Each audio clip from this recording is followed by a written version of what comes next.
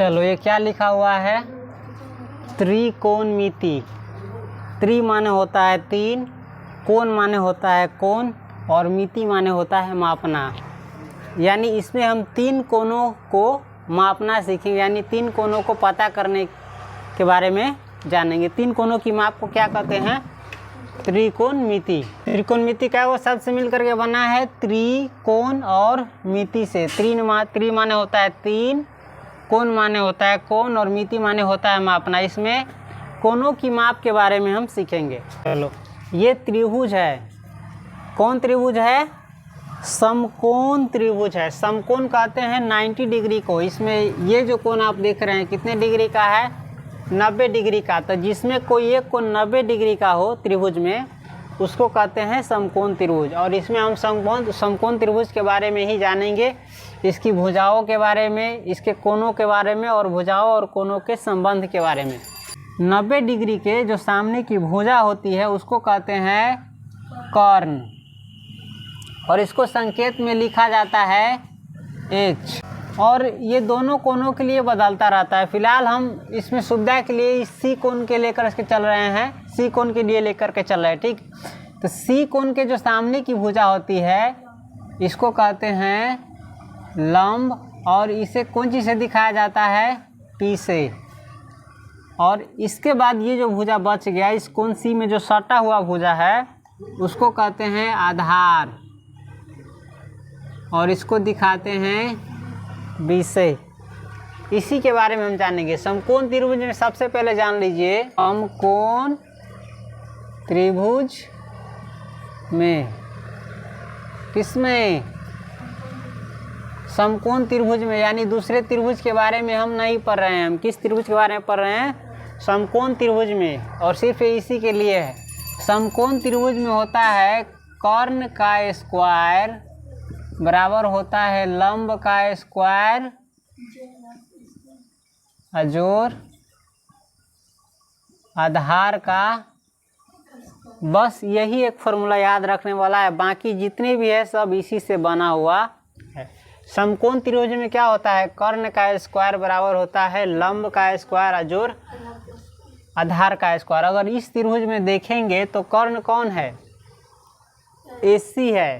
क्या है, 90 डिग्री के सामने की भुजा AC है ना, तो हम इसको लिख सकते हैं। अगर हम भुजा वाला में लिखेंगे तो AC का स्क्वायर बराबर लिख सकते हैं हम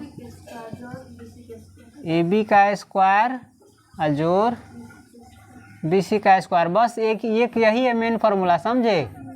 बाकी सब इसी से बना हुआ है। हम कर्ण के जगह पर जो भुजा था उसको लिख दिए।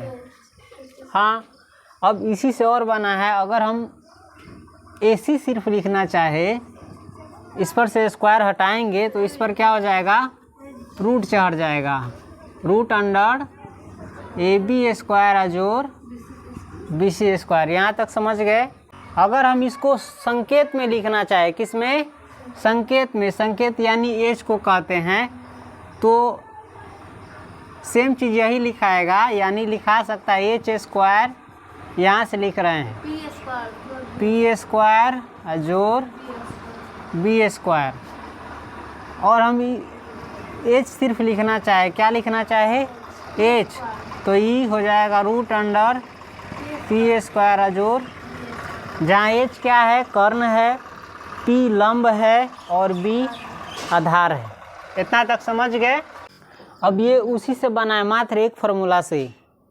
कर्ण स्क्वायर जो आप पढ़े ना, कर्ण स्क्वायर बराबर होता है लंब का स्क्वायर जोड़ आधार का स्क्वायर, उसी से बना हुआ है।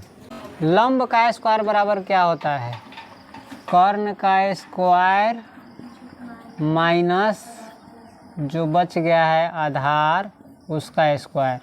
अगर इसी को हम भुजा के रूप में लिखना चाहे तो भुजा हो गया, लंब क्या है, AB, यानी AB का स्क्वायर बराबर होगा कर्ण का स्क्वायर यानी AC का स्क्वायर और माइनस BC का स्क्वायर।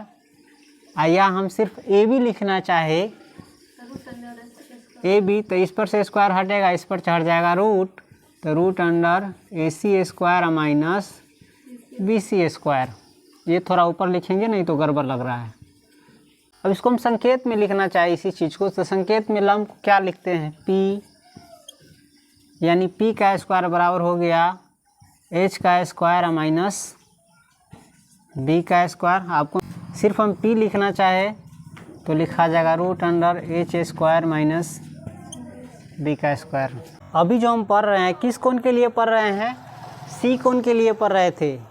ए कोण के लिए ये लंब हो जाएगा, तो इस बात को ध्यान रखिएगा। अभी हम सिर्फ सी के लिए पढ़ रहे हैं। जिस कोण के सामने की भुजा को दिखाया जाता है वो लंब बन जाता है, और बाकी जो बच जाता है कर्ण को छोड़ करके आधार।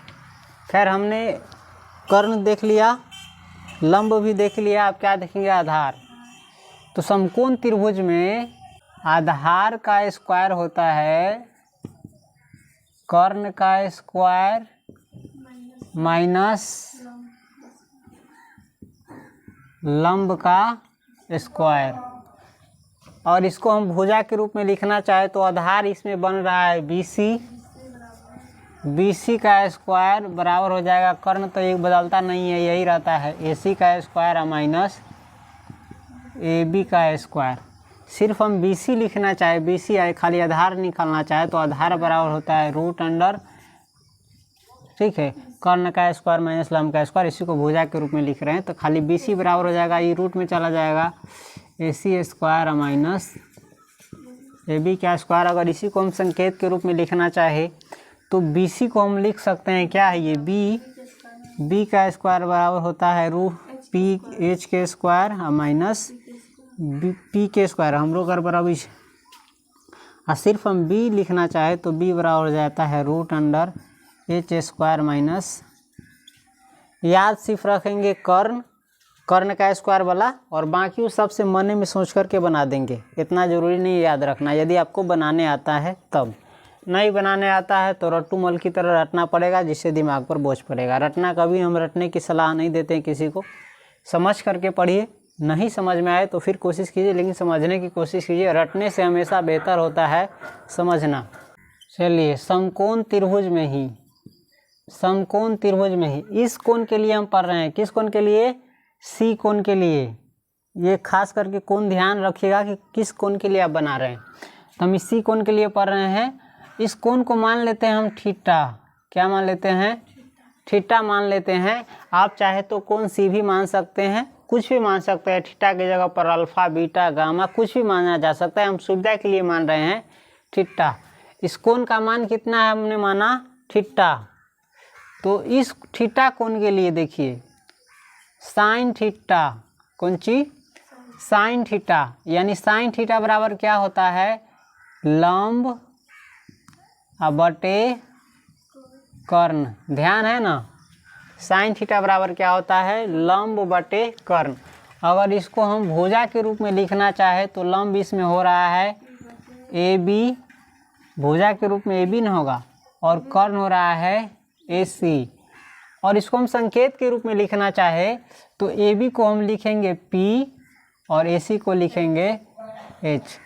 ये इसी को 3 जगह छांट करके बना दिया जाता है। हम सुविधा के लिए यहाँ 3 जगह नहीं छांट रहे हैं, एक ही जगह लिख रहे हैं। साइन थीटा बराबर इस तीनों में से कोई एक लिख सकते हैं।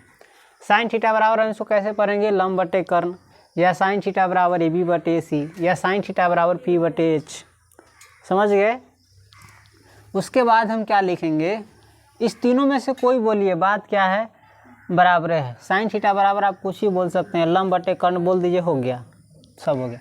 उसके बाद कॉस थीटा, कौन सी? एक और चीज़ ध्यान रखिएगा, ये बड़ा अक्षर नहीं होगा, ये छोटा में लिखा जाता है ABCD का। ये होगा साइन, क्या होगा? साइन थीटा, समझे? उसी के बाद कॉस थीटा, यानी इस कोण के लिए हम पढ़ रहे हैं। तो कॉस थीटा के लिए सामने की भुजा ये तो कर्ण बन गया, तो बचा भुजा ये कर्ण बन गया।